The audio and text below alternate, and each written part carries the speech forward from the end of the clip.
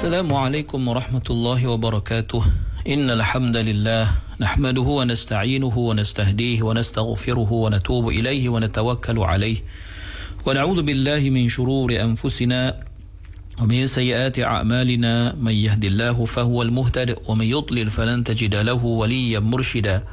Asyhadu an la ilaha illallah wahdahu la syarika lah wa anna sayyidana Muhammadan 'abduhu wa rasuluhu وصفيه من خلقه وحبيبه بلغ الرسالة وأدى الأمانة ونصح الأمة وكشف الغمة وجاهد في الله حق جهاده حتى أتاه اليقين اللهم صل على سيدنا محمد وعلى آله وصحبه وبارك وسلم أما بعد.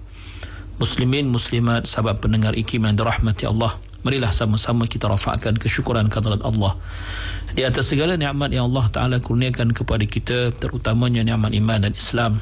Marilah sama-sama kita bersyukur dengan mentaati segala perintah Allah, melaksanakan segala suruhannya dan menjauhi segala larangannya. Mudah-mudahan Allah Subhanahu wa Ta'ala sentiasa berikan kita taufik dan hidayah dan memberikan kita kefahaman yang benar dalam kita berusaha memahami ayat-ayat Allah Subhanahu wa Ta'ala dan mengamalkannya dalam kehidupan kita sehari-harian. Muslimin muslimah yang dirahmati Allah, kita masih lagi belum selesai dalam melihat pentafsiran surah Al-Ma'idah pada ayat yang ke-41. Allah berfirman, A'udzu billahi minasy syaithanir rajim. Ya ayyuhar rasul la yahzunka alladhina yusari'una fil kufri minal ladhina qalu amanna bi afwahihim wa lam tu'min qulubuhum. ومن الذين هادوا سماعون للكذب سماعون لقوم آخرين لم يأتوك يحرفون الكلم من بعد مواضعه يقولون إن أوتيتم هذا فخذوه وإن لم تؤتوه فاحذروا ومن يرد الله فتنته فلن تملك له من الله شيئا أولئك الذين لم يرد الله أن يطهر قلوبهم لهم في الدنيا خزي ولهم في الآخرة عذاب عظيم. Yang bermaksud, wahai Rasulullah, janganlah engkau menanggung duka cita disebabkan orang-orang yang segera menceburkan diri dalam kekufuran, iaitu dari orang-orang yang berkata dengan mulutnya kami tetap beriman padahal hatinya tidak beriman. Demikian juga dari orang-orang Yahudi, mereka orang-orang yang sangat suka mendengar berita-berita dusta. Mereka sangat suka mendengar perkataan golongan lain, penita-penita Yahudi yang tidak pernah datang menemuimu. Mereka ini mengubah serta meminda perkataan-perkataan dalam kitab Taurah itu dari tempat-tempatnya yang sebenar. Mereka berkata, jika disampaikan kepada kamu hukum seperti ini, maka terimalah dia, dan jika tidak disampaikannya kepada kamu, maka jagalah diri baik-baik. Dan sesiapa yang dikehendaki Allah kesesatannya, maka engkau tidak berkuasa sama sekali menolak sesuatu apapun yang datang dari Allah untuknya. Mereka ialah orang-orang yang Allah tidak mahu membersihkan hati mereka. Bagi mereka kehinaan di dunia dan di akhirat, kelak mereka akan beroleh azab siksa yang besar.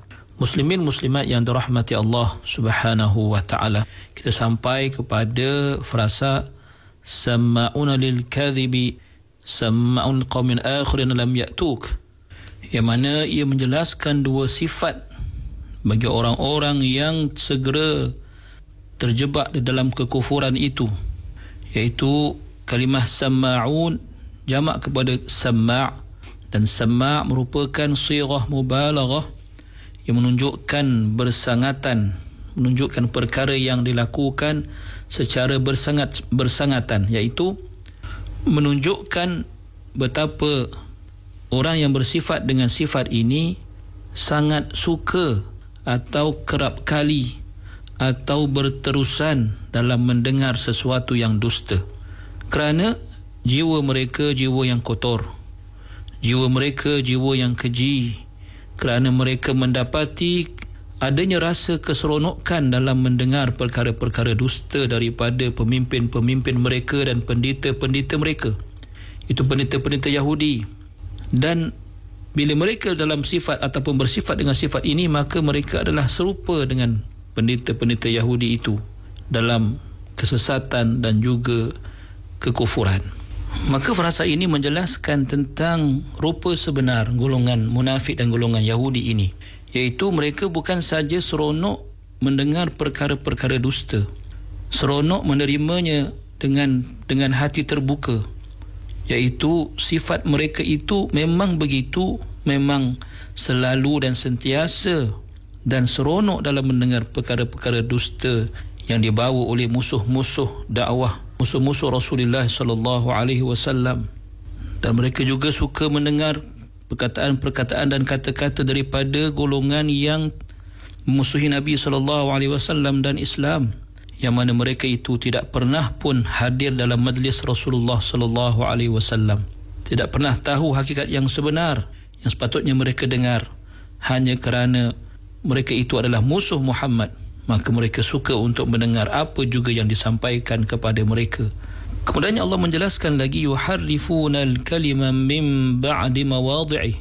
Satu lagi sifat yang Allah dedahkan merujuk kepada sifat kaum yang satu lagi, iaitu kaum yang tidak pernah menghadiri majlis Rasulullah sallallahu alaihi wasallam, atau merujuk kepada kaum yang segera terjerumus dalam kekufuran dalam kalangan Yahudi dan munafik itu, mana sifat mereka ialah yuharrifuna, daripada at-tahrif, bermaksud menyelewengkan atau membawa sesuatu perkataan kepada maksudnya yang lain. Bermaksud orang yang tidak pernah, atau golongan Yahudi yang tidak pernah hadir dalam majlis Nabi sallallahu alaihi wasallam kerana lari daripada Nabi, ataupun mereka bersama-sama dengan orang-orang yang segera terjerumus dalam kekufuran itu dalam kalangan munafik dan kalangan Yahudi itu, dan maka sifat mereka yang telah berakar umbi dalam hati sanubari mereka ialah yuharrifunal kalima min ba'di mawadhi'i, iaitu mereka menyelewengkan kata-katamu ya Muhammad sallallahu alaihi wasallam, seperti mana mereka juga menyelewengkan kitab At-Taurah, mereka juga menyelewengkan makna-makna Al-Quran sesuka hati mereka. Mereka cuba memutarbelitkan kebenaran yang dibawa oleh Rasulullah, oleh At-Taurah dan juga Al-Quran, terkadang-kadang melalui lafaznya dan terkadang-kadang melalui maknanya atau apa juga kaedah mereka, asalkan kebenaran itu tidak akan sampai kepada ummah. Min ba'di mawadhi'i, membawa maksud apa yang mereka lakukan ataupun yang mereka selewengkan itu ialah sesuatu yang telah tetap, yang telah termaktub di tempatnya yang sesuai, yang telah dijelaskan atau telah terkandung padanya hukum yang jelas, sama ada halalnya atau haramnya dan sebagainya. Dan ini dibuktikan seperti disebutkan dalam hadis yang telah kita lihat bersama, iaitu bagaimana golongan Yahudi telah cuba untuk memutarbelitkan atau mengubah sesuatu yang telah ditetapkan dalam At-Taurah dalam kes yang melibatkan penzinaan dan pada lain-lain perkara atau lain-lain kes yang mereka cuba untuk mendapatkan hukuman atau meminta Nabi sallallahu alaihi wasallam untuk menjatuhkan hukuman, sedangkan perkara itu telah pun ada dalam At-Taurah, cumanya mereka sengaja memutarbelitkannya. Muslimin muslimat yang dirahmati Allah Subhanahu wa taala. Lalu Allah menjelaskan lagi, yaquluna in utitum hadza fakhudhuhu wa illam tu'tauhu fahdharu.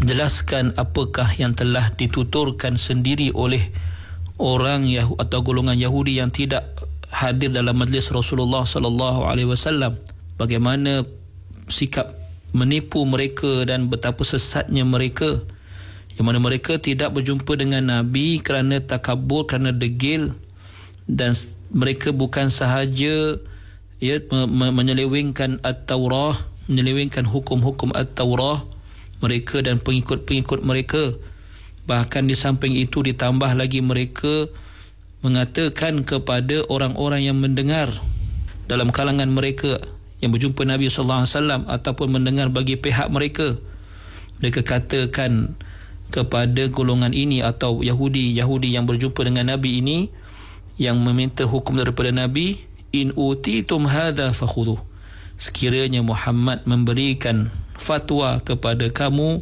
sama seperti yang kami berikan fatwa kepada kamu dalam konteks hukum zina, iaitu hukum yang telah diubah daripada rejam diubah menjadi rotan dan juga mencontengkan arang di muka, maka terimalah hukum itu sekiranya Muhammad memberikan fatwa yang sama seperti kami. Wa illam tu'tahu fahdharu, dan jika Muhammad memberikan fatwa kepada kamu semua tidak sama seperti yang kami fatwakan, maka hindarilah daripada menerima fatwanya atau hukumnya, dan jangan sekali-kali kamu menyahut ataupun menerima hukuman tersebut atau cenderung kepada apa yang dikatakan Muhammad kepada kamu. Sekaligus menunjukkan kebimbangan mereka akan pengaruh yang mungkin terjadi sekiranya mereka bertemu dengan Nabi SAW, dan bimbangnya mereka terhadap kehilangan pengaruh mereka daripada pengikut-pengikut mereka yang berjumpa dengan Nabi SAW. Kemudiannya Allah berfirman lagi, wa may yuridillahu fitnatahu falan tamlika lahu minallahi syai'a ulaika alladhina lam yuridillahu an yutahhira qulubahum lahum fid dunya khizyun wa lahum fil akhirati 'adzabun 'adzim. Bermaksud barang siapa yang Allah tentukan ia menjadi kufur dan sesat, maka tidaklah engkau wahai Muhammad sallallahu alaihi wasallam memiliki apa jua keupayaan sama ada berbentuk hidayah dan sebagainya untuk menghindari mereka daripada beroleh kesesatan dan kekufuran. Siapakah dia? Iaitu orang yang bersifat dengan sifat-sifat yang keji yang telah disebutkan tadi. Bermaksud orang-orang itu yang bersifat dengan sifat-sifat keji itu sama ada munafik ataupun Yahudi. Allah Subhanahu wa ta'ala lam yuridillahu an yutahhira qulubahum. Allah tidak mahu untuk menyucikan hati-hati mereka daripada kemunafikan dan kesesatan. Mengapa? Kerana mereka telah pun membuat keputusan untuk memilih kesesatan berbanding hidayah, memilih kekufuran berbanding iman. Maka Allah tidak sama sekali mahu memberikan atau mahu menyucikan hati-hati mereka daripada sifat-sifat yang begitu keji itu. Lahum fid dunya khizyun, maka bagi mereka itu di dunia khizyun, kehinaan, disebabkan pendustaan mereka, disebabkan sikap mereka yang suka kepada sesuatu yang dusta, suka kepada sesuatu yang berlawanan dengan hakikat sebenar, suka kepada sesuatu yang bersalahan dengan apa yang dibawa oleh Nabi Muhammad SAW dan Islam itu sendiri, dan seterusnya. Walahum fil akhirati adzabun azim.